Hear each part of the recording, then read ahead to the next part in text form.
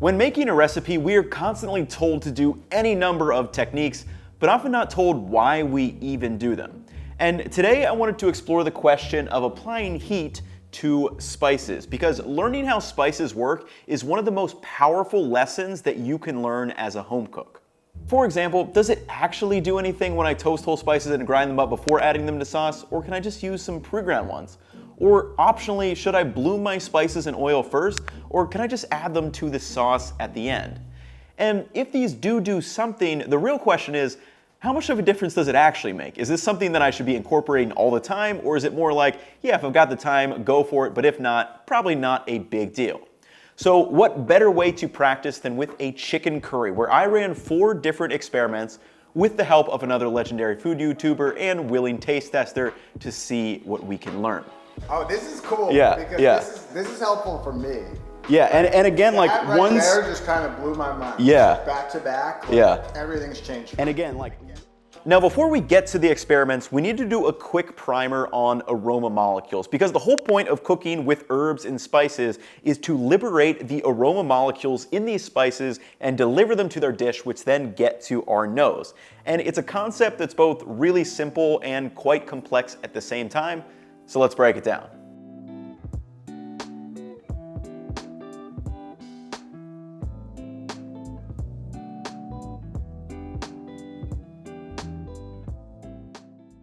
Let's start with a 10-second experiment to showcase why spice's main role is to provide aromas.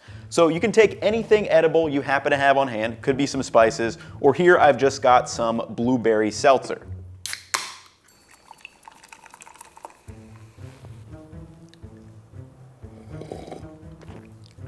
No surprise there, we would probably say this tastes like blueberries.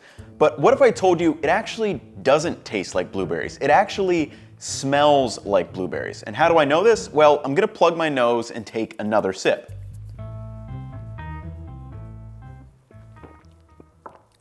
With my nose closed, I can't smell anything and it just tastes like plain water.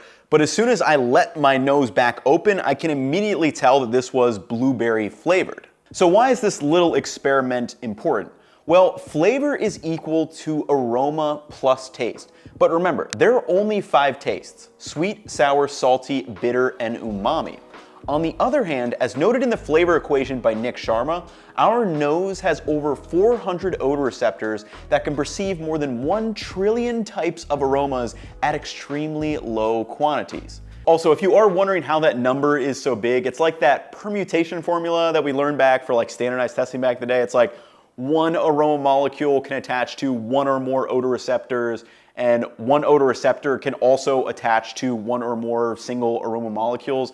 Not really the important part. What is the important part to take away is that aromas are everything, and applying aroma molecules to food is what creates this massively complex and deep and intoxicating world of food that we get to live in every day.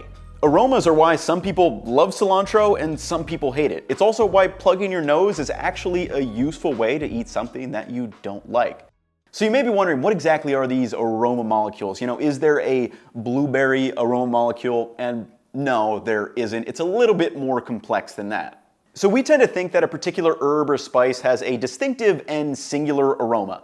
You know, cumin smells like cumin, rosemary smells like rosemary, vanilla smells like vanilla. But each of these is actually a mixture of several different aroma molecules that create a composite smell that our nose identifies as a particular herb or spice. Now, this chart from On Food and Cooking can show you the specific aroma molecules that make up the smell we identify with specific spices, but that's a little bit beyond the scope of this video. If you guys do want a deeper dive video, I can do that at some point.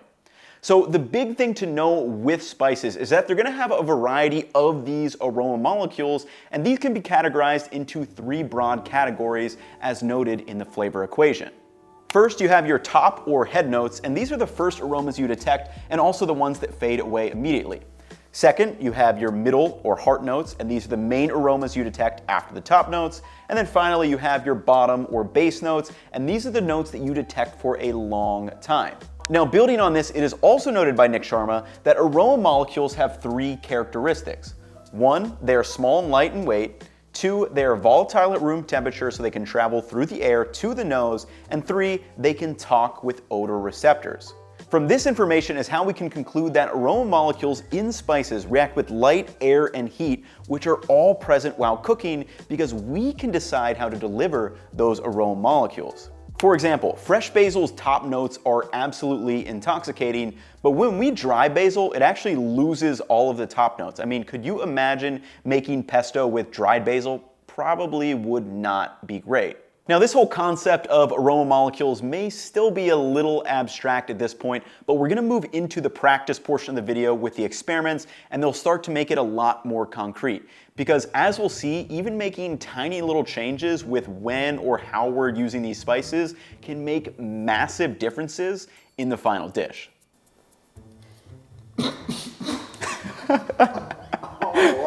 Experiment number 1 is simple. What's the difference between toasted and untoasted whole spices? So roasting spices is pretty interesting because there are several possible outcomes. Remember from earlier, aroma molecules are light and volatile, so they're going to react and change when exposed to air, light, and heat. So first, I'm going to be altering the aroma molecules by adding heat, which is likely going to drive those top notes off and mellow out the spices.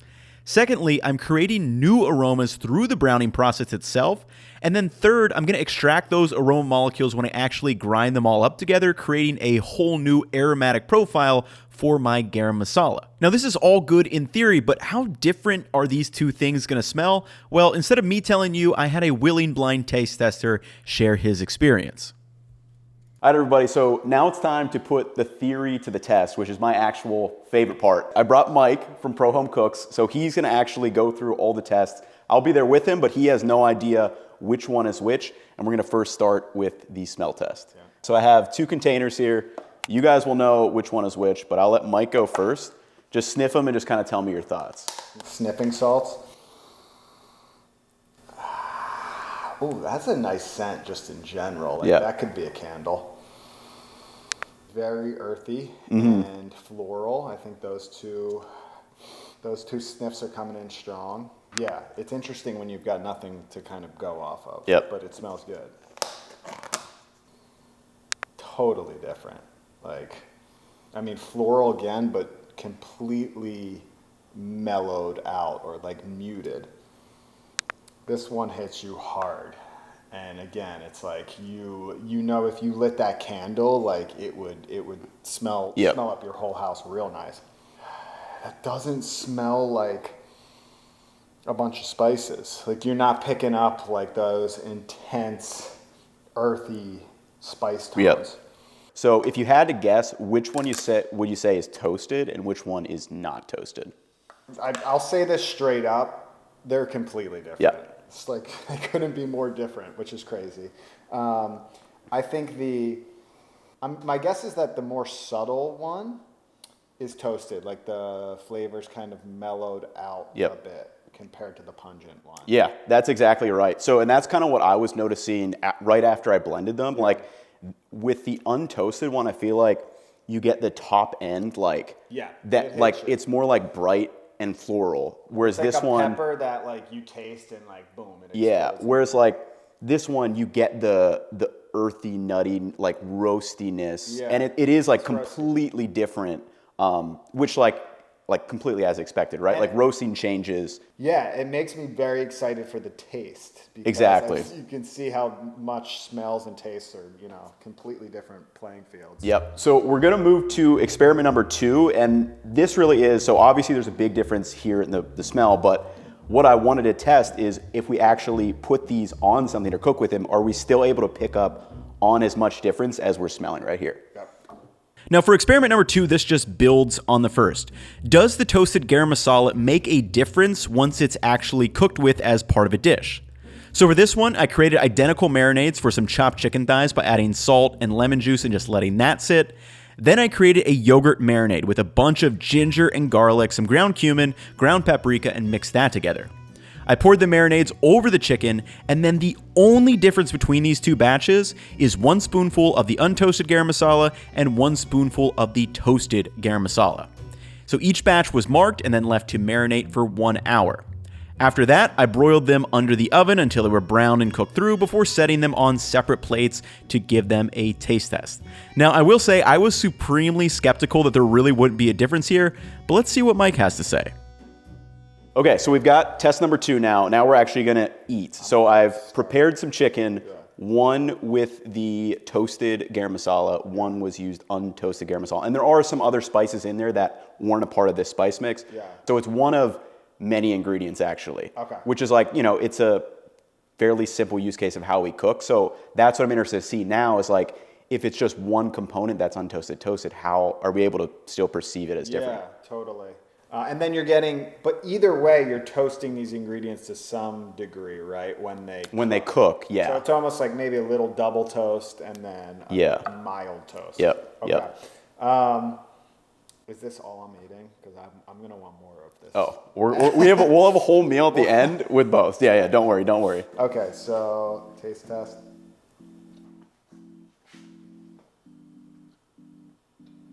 Again, I never taste test, so like it's funny to like think about flavors. It's a good experiment. Yeah, I love doing side-by-side things because like you never try it, and then once you do, you're like, oh. And it's only like you can hear a bunch of bullshit on the internet, but what I found is the only way to know if something's real when it comes to cooking, a technique or whatever, is to do this. Yeah, you got to try it. You know, there could be misinformation for hundreds of years until like you do it and you're like, actually. Okay, so that was good. The flavors popped. The spice definitely, it hit pretty hard.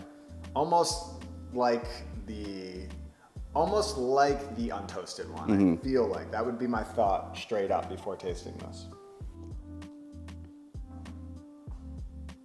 Yeah, I think that is more pleasant. That you're smiling. I feel like I'm on the right track. That tastes more like that toned down. Just the flavors meld together. They work together, and it's a little more.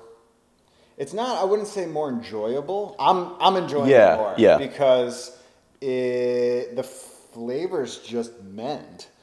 And it's smooth. Yep. It's like it's like a glass of whiskey that's smooth versus like, oh shit, that hit me hard. So I would say this is the toasted. Yeah, no, you're right on the ball again. Dude, this is cool. Yeah, because this is helpful for me. Yeah, and again, like once there just kind of blew my mind. Yeah. Back to back.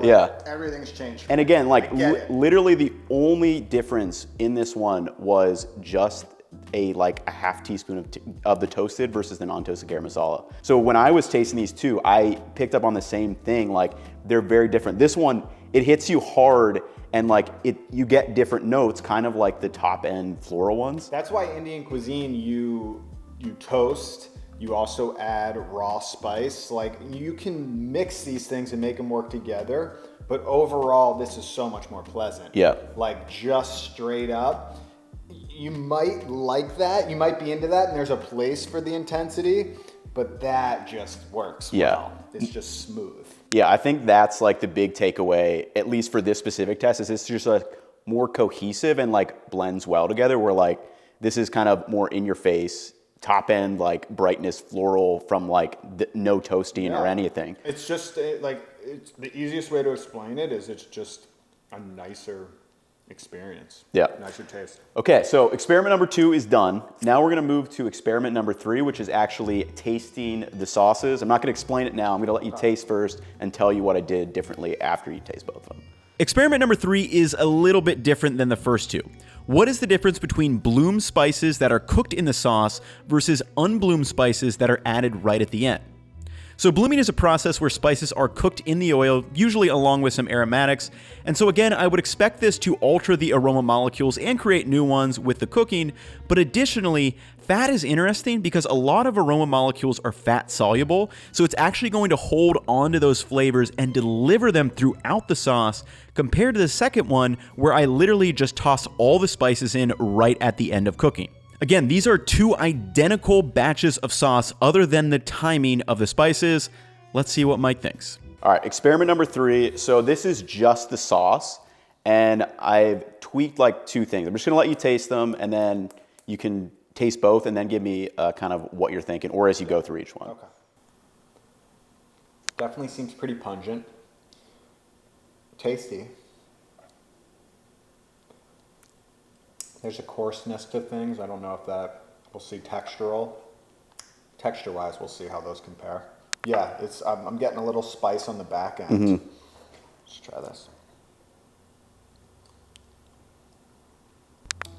Very different. Yep. Very different. Similar texture. I can definitely like pick out the spice in that. Like, oh my God, that's cumin in there. Yep. It hits you more. So my initial thought would be that is untoasted, unbloomed, right? Yep.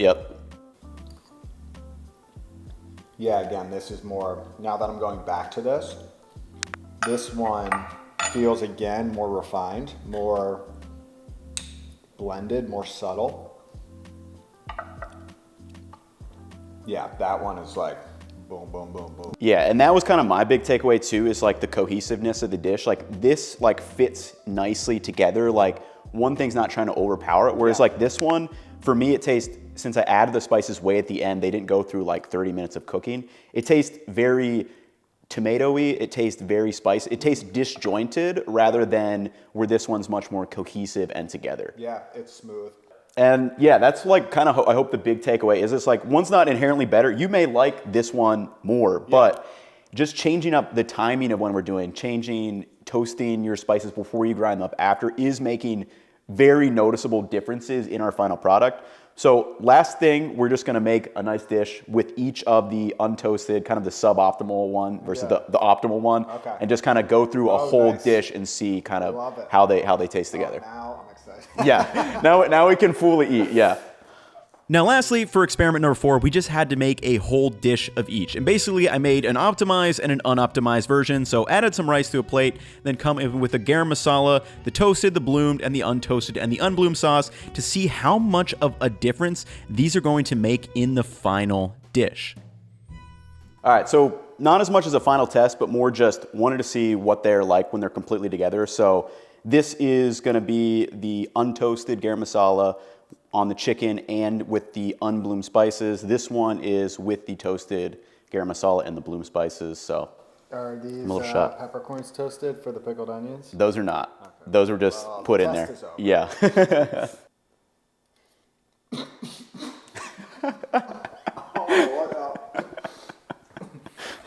Those untoasted spices. just not about them. Holy shit. I don't know what that might have been what it was. I mean, this is just better.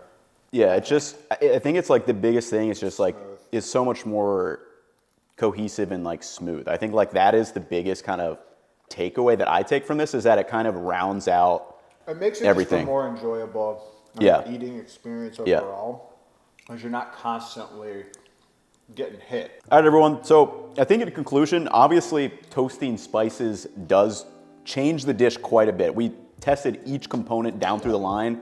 We're able to clearly pick up on a lot of the differences. And then in the final dish, it's gonna make a huge difference too. And it's just from toasting spice ahead of time, or maybe changing the timing of when you're adding it. You can take our word for it, or if you wanna try it for yourselves, like absolutely do, but. I think moral of the story is, once you do these A/B tests, your confidence levels in the kitchen go up so much, because you know. Yeah. You know, you can take our word, but like once you know, then it's over. Yeah, and exactly. All right, everybody, so hopefully you have enjoyed the video and learned a little something along the way.